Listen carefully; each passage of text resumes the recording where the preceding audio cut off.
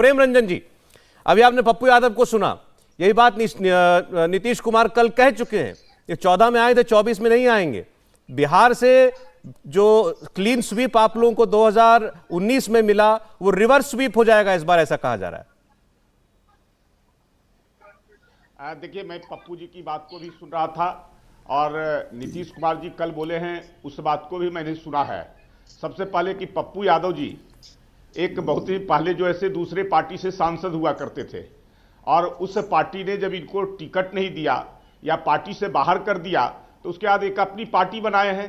ये लोकसभा का भी चुनाव लड़े, विधानसभा का भी चुनाव लड़े, अपनी पार्टी को भी लड़ाया और ये जमानत जब्त हो गई सारी सीटों पर, कहीं एक सीट भी नहीं जीत सके और ये भारतीय जनता पार्टी का पूरे देश का भविष्य तय कर रहे हैं और जो खुद जो है से जमानत न बचा सके। दूसरी बात कि 2014 में नीतीश कुमार जी बिहार के अंदर में हमारे साथ नहीं थे। नीतीश कुमार जी स्वयं अपने लड़े थे और 2 सीटों पर सिमट गई थी उनकी पार्टी और जो 2014 में साथ ना रहा हो वो 2024 का भविष्य तय करे।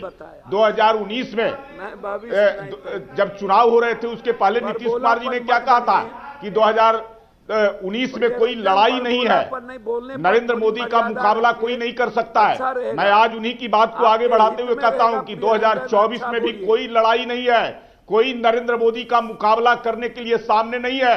जिसकी तैयारी करनी हो 24 नहीं। प्रेम रंजन जी, एक बात का जवाब दीजिए। 2014 आप बता रहे हैं नीतीश कुमार को 2 सीटें मिली थी। एक मिनट प्रेम रंजन जी, प्रेम रंजन जी, एक मिनट, नरेंद्र मोदी के प्रेम रंजन जी मेरी आवाज आ रही है, सुनिए। आपने 2014 में नीतीश कुमार की परफॉर्मेंस याद दिलाई, उस वक्त मैं जाता हूं इन चुरकुट सबको बैठा। अरे अच्छा पप्पू जी ठीक है, कोई अच्छा कोई पर्सनल बात नहीं है, कोई पर्सनल बात नहीं है। ये इनके बारे में जरा पूछ लीजिए। ऐसे जो ऐसे छवि के आदमी को बैठाइएगा जिसके बारे में पूरा बिहार जानता है और ये जो ऐसे नसीहत देंगे भारतीय जनता पार्टी को, ये भारतीय जनता पार्टी का भविष्य तय करेंगे। पप्पू यादव, मैं तो किसी को कुछ बोलता नहीं हूं, भारतीय समझाइए ना जरा। अच्छा प्रेम रंजन जी मेरी बात सुनिए। प्रेम रंजन जी एक बात मेरी बात सुनिए, एक मिनट पप्पू जी, एक मिनट प्रेम रंजन जी मेरी बात सुनिए। देखिए ऐसा है, इन्होंने किसी का नाम लेकर के तो कुछ बोला नहीं, इनको हमने बुलाया, इन्होंने अपनी राय रखी, तो इसमें मैं कह रहा हूं कोई पर्सनल होने वाली बात नहीं है। ठीक है, आपने इनके बारे में कुछ बोला, वो तो तब भी नहीं बोले, लेकिन मैं आपसे सवाल दूसरा कर रहा हूं। आपने कहा कि 2014 में नीतीश कुमार लड़े अकेले अपने दम पर तो 2 सीट पाए, लेकिन नीतीश कुमार वाकई अकेले लड़े थे। आज वो महागठबंधन के अंदर हैं, महागठबंधन के अंदर 7 पार्टियों का साथ उनके साथ है। वो ये पप्पू यादव ये बता रहे हैं कि अब इसके सामने अकेली भाजपा खड़ी है, तो 2014, 2019 उसको रिपीट कैसे करेगी?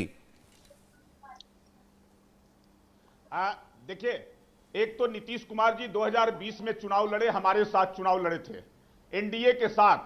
बिहार की जनता का भरोसा इनके ऊपर नहीं था। जिस प्रकार से 2013 में इन्होंने दल बदल किया, कोई कारण नहीं था एनडीए को छोड़ करके जाने का।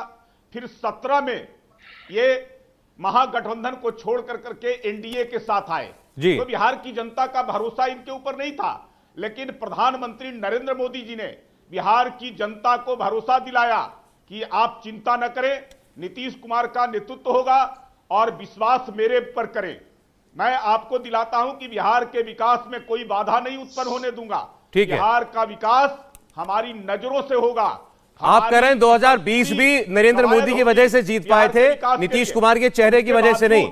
अरे एक मिनट पप्पू जी, एक मिनट रुकिएगा जरा। एक बार डॉक्टर नवल किशोर के पास जाना चाहता हूं। नवल किशोर जी, सवाल इस वक्त यह उठ रहा है कि 2024 में क्या होगा, क्या इसकी कोई राह और इसका कोई इशारा बिहार ने दिखा दिया है? बीजेपी को नहीं लगता कि बिहार में ये नए समीकरण से उनको कोई नुकसान होगा, भले ही बहुत लोग कह रहे हो कि बिहार में 40 में इस बार कुछ नहीं पाएगी बीजेपी। देखिए, बीजेपी को ये मालूम ही होगा ना कि पिछले 3 दशक में एक नेता नहीं पैदा कर पाई है बिहार बीजेपी में जिसका चेहरा बन सकता है। वो चेहरा के लिए या तो नीतीश कुमार के पास रहते हैं और नहीं तो नरेंद्र मोदी की बात करते हैं। बात ये नहीं है, बात यह वास्तव में बात आज ये है कि पूरे देश में एक ऐसा माहौल बना है कि बीजेपी सबसे बड़ी पार्टी है, सरकार में है और वह सरकार में सत्ता में रहते हुए तानाशाह बन गई है। तानाशाह के साथ साथ उसको अहंकार भी हो गया है, और वो अहंकार इतना बड़ा हो गया है कि अब देश के सारे रीजनल पार्टी को, जो कि वास्तव में भारतीय परिप्रेक्ष्य में ओरिजिनल पार्टी है, उसको समाप्त करने पर तुली है। उसके खिलाफ में तमाम तरह के भ्रष्टाचार के आरोप गढ़ते हैं और उस पर ईडी, सीबीआई, इनकम टैक्स का छापा डलवाते हैं और पूरे देश में इस तरह का माहौल बना रहे हैं कि सारे भ्रष्टाचारी लोग जो है उनके खिलाफ में हैं, और रीजनल पार्टियां हैं, इवन दो उनके साथ हैं, उनको भी डरा धमका कर वो काम कर रहे हैं। और यही कारण है कि एक एक करके पूरे देश में, जो सुन लीजिए पहले, अगर बात करना है तो पूरा सुनिए, नहीं तो मत बुलाइए। अरे मैंने कहाँ रोका आपको? आप हमका बिगड़ रहे हैं, जो उनके नहीं बिगड़ नहीं रहे, मैं मुझे लगा कि आप रोक रहे हैं। रोकिए मत, जितना बात चाहिए उतना ले लीजिए, उसके बाद जो कहना है कहिए। मैं कह रहा हूं कि इसी परिप्रेक्ष्य में भारतीय स्तर पे जितने बड़े बड़े दल, रीजनल दल उनके साथ थे, शिवसेना हो, अकाली दल हो, टीडीपी हो, सब धीरे धीरे साथ छोड़ दिए। आज बिहार में एक ऐसा सिचुएशन बना है जहां की एक दल जो अपने आप को पूरे भारत नहीं पूरे विश्व के विशाल दल मानती है, उसके साथ कोई दल खड़ा होने को तैयार नहीं है।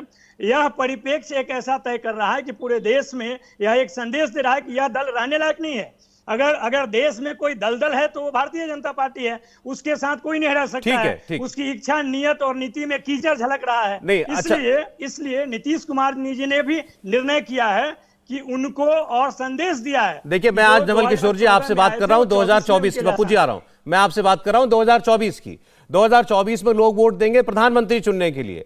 बीजेपी का कहना है कि देश में नरेंद्र मोदी का कोई विकल्प नहीं है। आप राज्य में कोई भी समीकरण बना लीजिए, वो राज्य भी जहां पर बीजेपी की सरकार नहीं है, वहां पर भी जब नरेंद्र मोदी का सवाल आता है लोकसभा में, तो वहां भी बंपर वोट मिलता है, तो बिहार से भी मिलेगा।